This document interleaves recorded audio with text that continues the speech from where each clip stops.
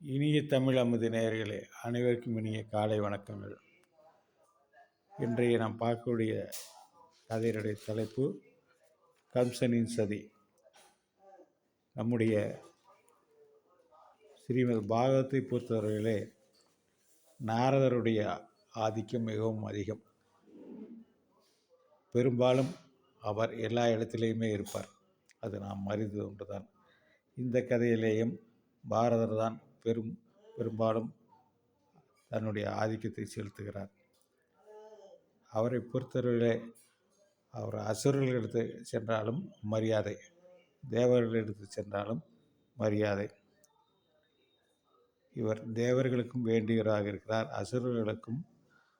அசுரர் அரக்கர்களுக்கும் தீயவர்களுக்கும் வேண்டுகிறவராக இருக்கிறார்.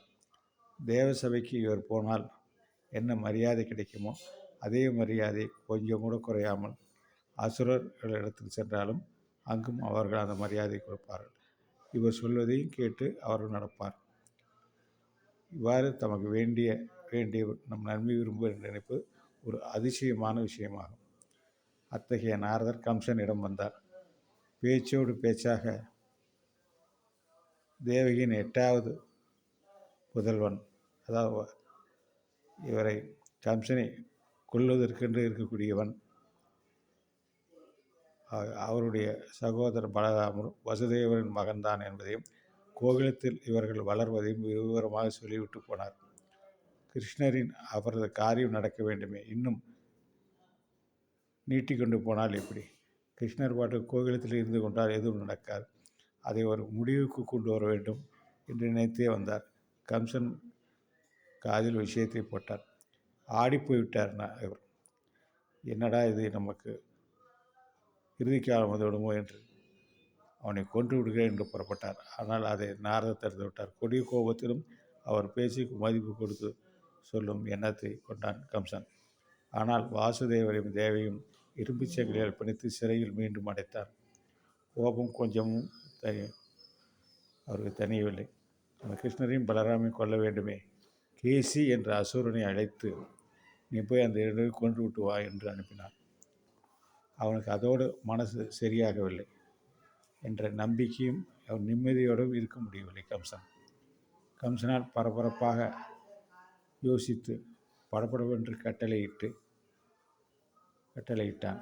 அவன் சானூரன், மிஷ்டிகன் என்னும் மந்திரிகள் அளித்தான். அவர்கள் மிகச் சிறந்த மல்லர்கள். பலராமனும் கிருஷ்ணனும் வாசுதேவரின் பிள்ளைகள். எனக்கு மரணத்தை கொடுக்க பிறந்தவர்கள். நீங்கள் அவர்களுக்கு மரணத்தை கொடுங்கள். மல்யுத்தத்துக்கு அவர்களை வரவழைக்கிறேன். அவர்களை அந்த போட்டியிலே கொன்று விடுங்கள் என்றான். கம்சன் யானை குவாலை வீடும் என்னும் பெயர் கொண்ட அதன் பாகனை அழைத்து மல்யுத்தத்தில் அவன் வாசல் யானை நிறுத்தி வைத்து பலராமனும் கிருஷ்ணனும் வரும்போது யானை கொண்டு அவர்களை கொன்றுவிடு என்று கட்டளையிட்டான். தனுர்யாகம் வருகிற சதுர்த்தசி தினத்தில் ஆரம்பிக்க வேண்டும் என்று கட்டளையிட்டான். அவனுடைய ஐடியா என்னவென்றால், அவன் கேசி போய் கொண்டுவிட்டால் சரி, ஆனால் அது நடப்பது 2வது பட்சம்.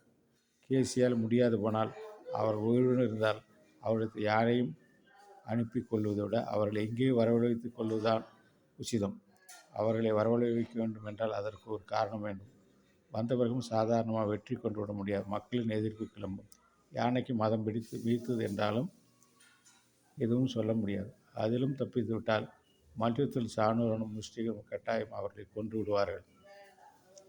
அவர்கள் மிக சிறந்த மல்லர்கள், பலவான்கள். அவர்களால் வெல்ல இவரால் முடியாது.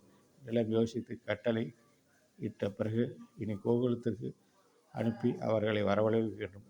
வருமுறை அவர்களுக்கு எந்த சந்தேகம் ஏற்படாமல் இருந்தால் நல்லது. எளிதில் முடியும். யாரை அனுப்பலாம் என்று யோசித்தார்.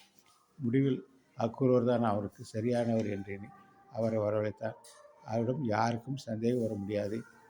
அப்படி நந்தகோபர் முதலானவர் நல்ல மதிப்பு வைத்திருந்தார்கள் அக்ரூரிடம். எனவே அக்ரூர் வந்தார். கம்சன் அவரிடம் கரங்களை பற்றி கொண்டு, அக்ரூரை, எனக்கு நீங்கள் உதவி செய்ய வேண்டும். நான் இந்த விஷயத்தை உங்களைத்தான் நம்பியிருக்கிறேன். நீங்கள் நந்தனுடைய கோவிலுக்கு சென்று அவருடைய பிள்ளைகளை நீங்கள் நேரிலேயே பார்த்து அவர்களை கூட்டி கொண்டு வரும். அந்த 2 பேரும் தான் எனக்கு யமன்கள். நீங்கள் அவர்களை கூட்டி வாருங்கள். அவர்களை யானையை கொண்டு வைத்து கொன்று விடுகிறேன். அதை தப்பித்தால் மல்லர்களை கொண்டு கொள்கிறேன். அவர்கள் செத்தால் யாரெல்லாம் வருவார்களோ அவர்களெல்லாம் கொன்றுவிட்டு பகைவர்களே இல்லாமல் நான் ஆளுவேன். போய் தனுரி யாகத்தை பார்ப்பதற்காக வருங்கள் என்று சொல்லி அந்த ஊரின் பார்ப்பதற்காகவும் வாருங்கள் என்று சொல்லி அவர்களை கூட்டிக் கொண்டு வாருங்கள் என்றார். அக்ரூர அரசே, நீங்கள் மரணத்திலிருந்து தப்புவதற்கு நிறைய யோசித்து முடிவெடுத்தீர்கள். இந்த முடிவு அதற்கேற்ற முடிவுதான். பலன் கிடைப்பதும் கிடைக்காமல் போதும் வேறு விஷயம். நான் உங்கள் கட்டளை நிறைவேற்றி கிளம்புகிறேன் என்று அவர் கிளம்பினார். நாளைக்கு கேசி வதம் பார்க்கலாமா? நன்றி, வணக்கம்.